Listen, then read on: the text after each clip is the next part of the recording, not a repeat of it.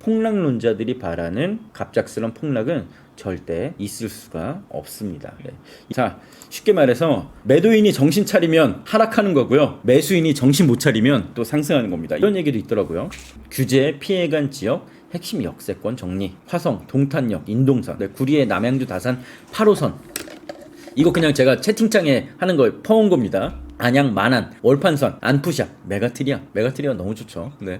용인, 기흥역, 신축 3인방, 하이브L, 수인분당선, 인천, 송도나 GTX-B나 7호선, 부천의 7호선, 군포 금정, 고양의 GTX-A, 시흥의 서해선, 신안산선 너무 좋아요. 안산의 신안산선, 김포의 골드라인. 자, 규제 피해간 지역과 핵심 역세권을 정리했다라는 글이 돌아다녀서 옮겨와서 보여드리고 있는 겁니다. 네. 출처가 어떤 분인지 몰라서 따로 말씀을 못 드렸는데요. 그러면 이 중에 아무 데나 하면 될까요? 이게 문제잖아요. 결국은 어디를 사야 될까? 내가 실거주야, 내가 투자야. 그러면 어디를 사야 될까?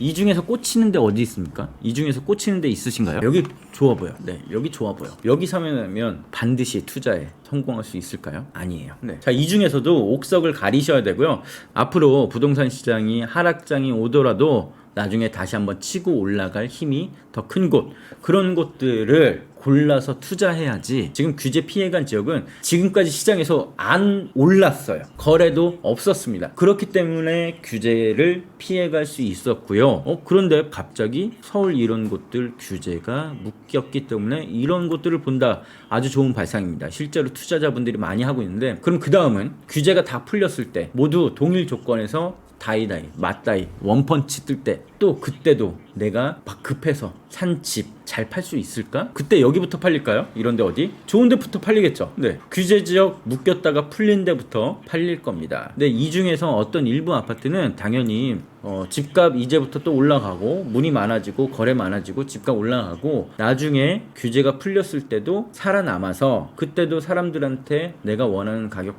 받고 팔 수 있는 아파트가 있습니다. 자, 기흥역, 송도 주요 지역 다 보실 거예요? GTX B라인 다 보실 건가요? 아니잖아요. 그쵸? 앞으로 이렇게 중요한 거는 지금 얼마 전까지 급하게 막 투자를 하시려는 분들, 일단은 어차피 지금은 어쩔 수 없이 쉬어가야 돼요. 이런 지역, 비규제 지역 노리는 건 너무너무 좋아요. 중요한 건 이 중에서도 꼭 옥석을 가려서 정확히 남들한테 잘 팔 수 있는, 팔릴 만한 아파트, 내가 팔고 싶을 때 제값받고 팔릴 만한 지역과 아파트에 투자해야 된다는 것 절대 잊으시면 안 됩니다. 그러면 지금 현재 떠돌고 있는 규제 피해간 지역 핵심 역세권 정리, 여기 화성부터 김포까지. 근데 솔직히 이거 누가 해준지도 모르잖아요. 그냥 대충 챗 GPT에 물어보면 알 수 있어요. 이 중에서 김포시 골드라인에서 뭘 해야 되냐, 임자 패밀리 올패스 가입하시면 저희들이 분석해서 정확히 알려드리겠습니다.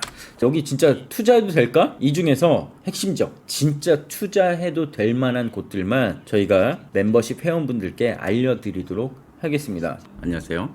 저는 부동산 시민교수 부티입니다. 가장 큰 골자는 딱 하나예요. 투기과열지구 토지거래 허가구역 지정. 네, 어디가 됐냐? 서울 25개구 전역이 됐습니다. 서울, 그리고 과천, 광명, 수원의 영통, 장안, 팔달, 성남의 분당, 수전, 중원, 안양의 동안, 용인의 수지, 의왕, 하남. 자, 여기서 지도에서 이렇게 표시가 됐습니다. 우리는 무엇을 알 수 있을까요? 네.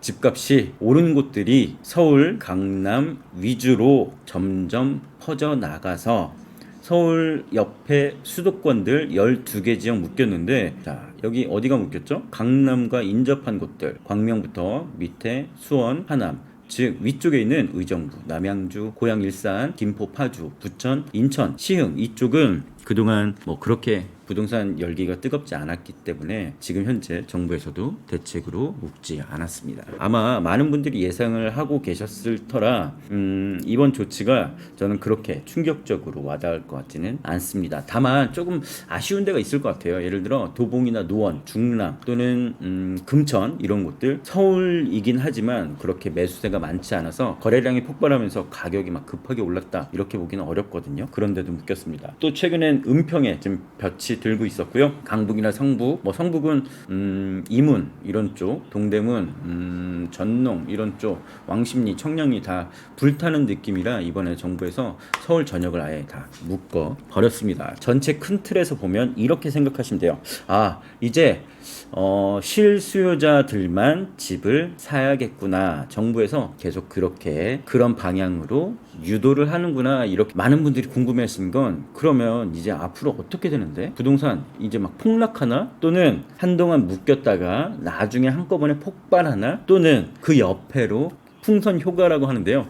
규제 지역으로 묶이지 않은 곳들로 뭔가 부동산의 열기가 번져가고 투자자들이 막 몰려가나. 자, 이 세 가지 경우의 수가 있을 수 있고 많은 분들의 생각이 다 다를 겁니다. 그래서 앞으로 전망은 일단 첫 번째 거래량은 지금 확 줄 겁니다. 왜냐하면 이 집을 사는 사람들은 크게 두 가지 부류가 있죠. 첫 번째, 실수요자라 내가 내 집을 사서 그대로 이사를 들어가는 분들, 이런 분들이라면 앞서 말씀드렸던 이런 투기과열지구 토지거래 허가구역의 실거주 의무 또는 실거주 권장에 그렇게 큰 아예 영향이 없을 겁니다. 두 번째, 투자죠. 투자란 내가 내 집을 사긴 하지만 거기 들어가서 살진 않아. 그래서 전세나 월세를 주겠다. 자, 지금 현재 투기과열지구 또 같은 지역이 토지거래 허가구역으로 묶였기 때문에 실거주 외에는 아예 불가능합니다. 오해가 있을까봐 말씀드리는데 지금 투기과열지구 조정대상 지역과 토지거래 허가구역이 서로 일치해요. 지금 서로 일치합니다. 그래서 이곳에 지금 집을 사면 무조건 실거주를 해야 돼요. 미리 허락도 받아야 되고요. 원래라면 이 둘의 실거주 의무는 구분이 된다. 그래서 거래량이 감소, 실거주할 분들은 영향이 없지만 투자할 분들이 갭 투자를 못하는 거죠. 집을 사면 들어가야 되기 때문에 결국은 실수요자들 위주로 거래가 될 수밖에 없습니다. 자, 이렇게 실수요자 제가 한번 보여드릴게요.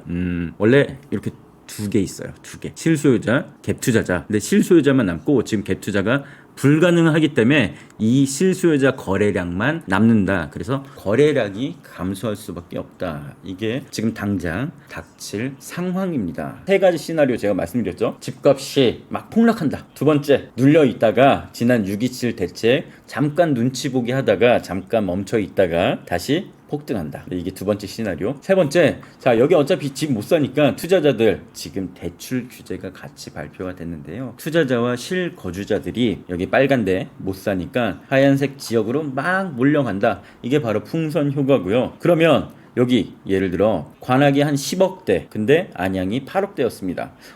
관악 못 사니까 안양 가서 막 사요. 안양이 8억에서 9억, 10억이 갑니다. 그러면 이렇게 생각하겠죠. 나 안양에 10억 살 바엔 관악에 10억이니까 관악 사야겠네. 위에 동작에 12억이니까 시흥 8억에서 12억 될 때까지 보다가 동작으로 가야겠네. 결국 풍선 효과는 지금 이렇게 묶은 규제 지역들에 대한 반사 이익으로 작용해서 밀어올리기로 작용해서 궁극적으로는 또 여기 집값이 올라갈 것이다. 이런 세 가지 시나리오가 그려집니다. 지금 현재 거래된 시세에서 일단은 고정이라고 보시면 돼요. 매도인과 매수인의 한동안 줄다리기, 눈치보기, 관망세가 좀 이어질 것으로 보입니다. 자, 쉽게 말해서 매도인이 정신 차리면 하락하는 거고요. 매수인이 정신 못 차리면 또 상승하는 겁니다. 이 말은 매도인이 정신 차리고 이렇게 규제로 다 묶였어. 나 큰일 났다. 집 빨리 팔아야지. 20억? 안 돼. 18억에 나 급매로 던져야지. 이런 분들이 많아지면 하락하는 거고요. 매수인이 집을 살려는 분들이 이렇게 묶였으니 앞으로 서울 가기 더 힘들겠구나 하면서 집을 또 사면은 집값은 또 올라가는 겁니다. 지난 20년, 21년 폭등장 그리고 그 이후에 하락장이 있었거든요. 이때와 지금 다른 점, 금리 그리고 또 비슷한 점은 공급. 항상 우리는 금리 그리고 공급을 신경 써야 돼요. 공급이 뭐냐? 갭 투자자들, 일반 사람들이 파는 것도 공급이 되지만 사실 그거보다 훨씬 더 규모가 큰 건 정부가 주도하는 대규모 신축 아파트, 그것도 더구나 우리들이 모두가 좋아하는 역세권의 대단지의 좋은 아파트들, 이런 걸 바라는 겁니다. 막 역세권 청년주택이나 역세권 활성화 사업으로 밑에 뭐 있고 위에 1인 오피스텔 또 그 도시형 생활주택 이런 게 아니라 최소 5구 아니면 서울이라면 그래도 뭐 한 49, 44, 이 정도 이상 한 600세대, 그 다음에 역세권, 좋은 동네, 이런 곳에 좀 공급이 돼야 집값 안정화가 되는데요. 지금 현재로서는 향후 한 3년, 4년 이내에서는 그렇게 좋은 집들에 대한 공급을 바라볼 수 있을 것 같지는 않습니다. 그래서 제가 중요하게 생각하는 점, 그리고 옛날과 다른 점 이렇게 말씀드렸고요. 와, 금리가 예전에 막 폭등장 전에 17년, 18년 이때는 막 1점 몇 퍼센트, 몇 퍼센트, 2점 몇 퍼센트. 이때 집 사기 정말 좋았거든요. 근데 그 뒤에 6%, 7% 가니까 실수요자들이 못 버티고, 또 아무튼 집 가진 분들이 이자 부담 때문에 못 버티고 조금 던지는 분들도 많았습니다. 근데 지금 금리는 약 4%, 뭐 3점 몇 퍼센트, 뭐 4% 보면 되겠죠. 금리가 인상하는 기조는 아니라는 점. 이번 규제와 더불어 조정 대상 지역으로 묶이면서 제일 달라진 부분이 바로 이겁니다. 대출이 줄었다. 네, 대출이 줄었다. 일반 LTV가 40%로 줄었습니다. 다만 정책자금 대출, 생애 최초 LTV 이런 것들은 줄지 않았고요. 이번에 나온 대책 중에 저는 이 부분이 상당히 눈에 띕니다. 왜냐하면 규제 지역으로 묶일 것을 알았기 때문에 그거는 저는 뭐 그렇게 큰 타격이 없었어요. 조정 대상 지역으로 묶이니까 LTV 당연히 줄겠다라고 생각해서 이것도 뭐 그렇게 예상 밖의 상황은 아니었습니다. 골 때리는데요. 가격별 차등, 집값 가격별 차등을 둬서 대출 금액을 제한하겠다라는 내용이 발표가 됐습니다. 15억 이하는 대출이 6억까지만 가능하고요. 15억에서 25억까지는 대출 4억, 25억 초과집은 대출 2억입니다. 자, 주택수요 관리 강화, 조정 대상 지역 투기과열지구 추가 지정 나오고요. 대출이 줄었습니다. 여기 가격별 차등 15억 이하 대출 6억까지만 되고요. 15억에서 25억은 대출 4억까지만 됩니다. 25억 초과는 대출 2억까지만 되고요. 25억 초과하는 집은 서울에서 뭐 거의 이제 마용성 이상급, 마용성, 강남 이런데 이제 또 100억 가니까요. 네. 25억 초과 집 대출 2억까지만, 15억 이하 대출 6억까지만 가능한데 기존과 똑같습니다. 기존도 6억이었죠. 네. 자, 15억에서 25억은 기존의 6억에서 대출 4억으로 줄었고요. 25억 초과는 기존의 6억에서 대출 2억으로 줄었습니다. 네. 그러면 어디서 제일 문제가 많이 발생할까요? 일단 15억 아래에 있던 집들은 기존과 대출이 똑같습니다. 근데 금액도 같고요. LTV도 40%라 15 곱하기 0.4는 6억. 맞죠? 결국 15억 언저리, 그러니까 15억 아래에 있는 집들에 대한 이번 규제의 영향은 하나도 없습니다. 여기는 공급, 매도인 측면에서 봐도 영향 없네? 이렇게 보겠죠. 자, 13억, 14억 집은 15억까지는 오른다. 정확히는 팔린다. 네. 또 팔리니까 오른다. 이렇게 보시면 되겠습니다. 12억, 13억, 14억 집은 15억까지는 팔린다. 15억까지는 보러 간다. 15억까지는 영향이 없어서 매수하러 간다. 이 내용이 좀 골 때린다고 말씀드린 이유가 이거예요. LTV가 기존 60, 70에서 40으로 줄면서 애매한 분들, 3억 있던 분들 한번 보겠습니다. 기존에 3억이 있었다면 LTV가 60, 70%였기 때문에 8억 집이 가능했어요. 3억 자본금으로 8억 집이 가능했습니다. 근데 지금 LTV가 40%로 줄었기 때문에 이제 내 돈 3억 있으면 얼마 집 살 수 있다고요? 3억 있으면 이제는 몇 억? 기존에 8억에서 5억으로 눈높이를 낮출 수밖에 없습니다. 근데 이제 그런 집 못 사고 5억 사야 돼. 와, 그럼 어떡하죠? 평수를 적어도 20평대 볼 수 있었던 거에서 10서너 평 또는 다른 지역으로 눈을 돌리던가. 네, 어떻게 하시겠습니까? 어떻게 해야 되죠? 다음 것도 한번 보겠습니다. 자, 4억 있는 분들.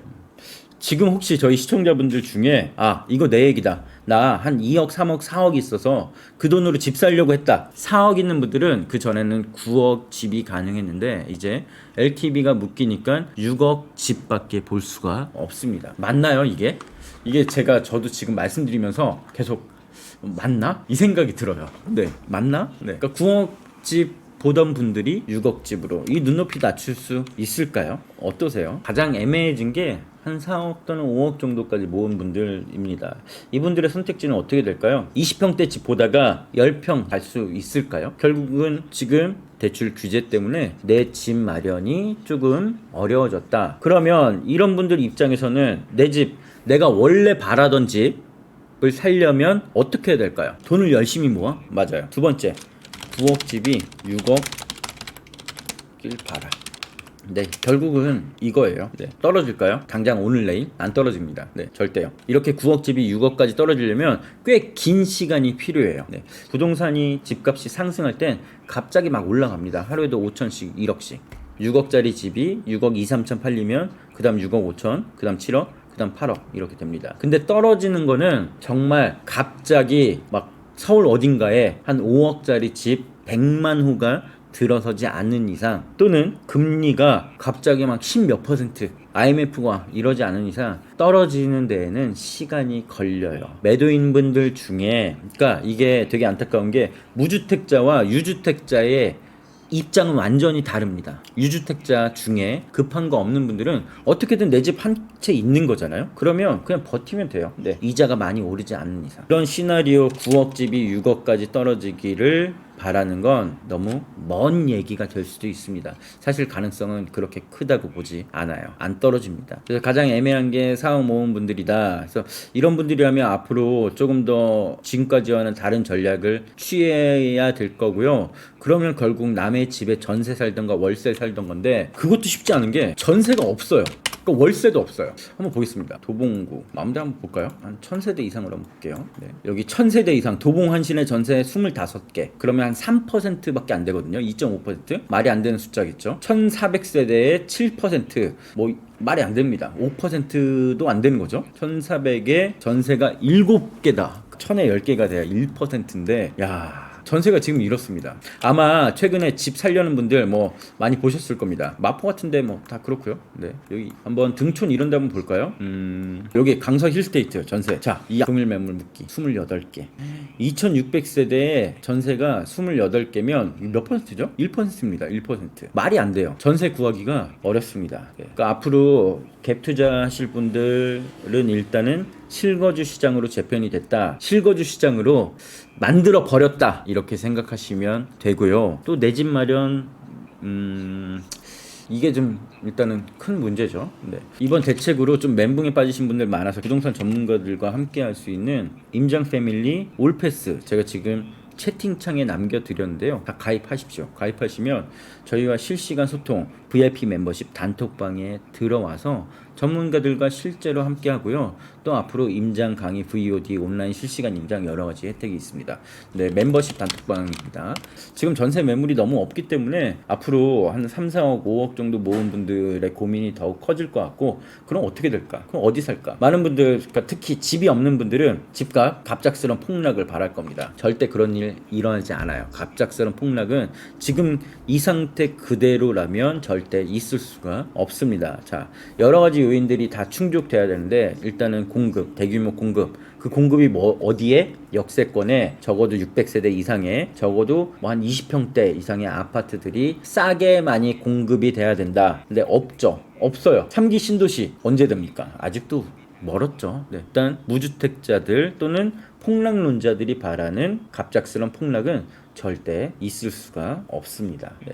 이걸 바라고 그냥 뭐 그거예요. 감나무 밑에서 이렇게 입 벌리고 감 떨어지기만을 바라시면 안 되고, 이제는 더 적극적으로 전략적으로 내 로드맵을 짜셔서 당장이 아니더라도 긴 흐름으로 갖고 갈 전략을 세우셔야 됩니다. 자, 집값 전망은 아까 말씀드렸어요. 금리가 지금 상승 기조가 아니고 공급이 없기 때문에 한동안은 거래량이 위축 되겠지만 결국은 또 어딘가에서 불씨는 살아날 겁니다. 자, 다만 이 기간이 문제겠죠. 그렇게 오래 걸리진 않을 것 같습니다. 다만 거래량은 일단 급감해요. 네. 자, 그러면 어디 살까? 실수요자분들, 아까 4억 있던 분들 9억집 보다가 6억으로 눈높이 낮춰서 사야 되면 어디 사겠습니까? 또는 나 서울에 나 꼭 집 사야지. 그러니까 2020년 폭등장 때도 지방분들의 투자가 되게 많았었는데요. 올해 2025년에 특히 그런 게 더욱더 강해졌습니다. 이제 부동산은 무조건 서울이다라는 인식을 가지고 계신 분들이 많아서 최소한 수도권, 오늘 규제 지역 묶인 곳들, 저런 데 투자해야지, 내가 사는 지역 말고 저런 데 투자해야지 라고 공부하고 임장하고 이런 분들 되게 많아지셨기 때문에 궁금한 거 이거죠. 아, 나 원래 투자하려고 했는데 규제 지역 묶였어. 못 하잖아요. 그럼 어디 사면 될까요? 네. 그래서 저희 임장 패밀리와 함께 하시죠. 자, 임장 패밀리는 국내 최고 부동산 입지 분석 전문가인 15만 유튜버 땅땅 무슨 땅과 그리고 부동산 시민 교수인 그리고 부동산 시민 교수로 활동하고 있습니다. 그리고 우리 중개 고수 남수란 부동산 프로 남수란 대표와 함께하고 있는 게 임장 패밀리입니다. 그래서 저희 올패스 멤버십 지금 가입하셔서 일단 첫 번째 패밀리톡이라는 VIP 멤버십 단톡방에 들어오시면 앞으로 여기서 어느 지역이 미래 가치가 있다라는 걸 정확히 평가해서 투자해도 살아남을 만한 아파트 뭐 10억짜리가 50억 됩니다. 이거 절대 아니잖아요. 이렇게 말하는 분들 있어요. 왜? 호도하려고 속이려고 아무데나 하시면 안 되기 때문에 더더욱 여러분들께서는 저희 올패스 가입하시고 패밀리톡 들어오십시오. 자, 임장 패밀리 홈페이지 온라인 임장 클래스에 신길 뉴타운, 아이온 뉴타운, 인덕원, 화정동, CTOCL 상도, 목동부터 지역 분석 온라인 임장 강의 지역 임장 분석 강의가 지금 현재 약 25개 지역 올라가 있고요. 이거는 계속 추가가 됩니다. 그러니까 앞으로 내가 내 집 마련 또는 투자에 고민이 있는 분들이 있다면 올패스 가입하셔서 저희 올라가 있는 VOD 지역 분석 또 현장 임장 통합 강의 그냥 다 수강하십시오. 그리고 개별 단가로 보면은 49,000원, 49,000원이거든요. 이 옆에 구독 신청 누르면 모든 강의를 다 볼 수 있습니다. 지금 올라가 있는 25개 강의뿐만이 아니라 특강들, 네, 지난 오프라인 세미나, 온라인 비공개 특강 했던 것들 이것까지 전부 다 한꺼번에 신청하고 수강할 수 있습니다. 그리고 패밀리 톡방도 전용 게시판으로 1대1 심층 상담 아파트 어디가 좋아요? 어디를 해야 돼요? 챗 GPT로 알려드리는 게 아니라 땅땅 무슨 땅이 직접 다 알려드립니다. 부동산 입지 분석 최고 전문가 땅땅 무슨 땅 그리고 저 부팀 남수란 대표와 함께하는 임장 패밀리 올패스 가입하셔서 혼란스러운 시대 좀 같이 현명하게 한번 헤쳐 나가시죠. 네, 고정 댓글 링크 들어오셔서 올패스 참여하시길 바라겠습니다. 네.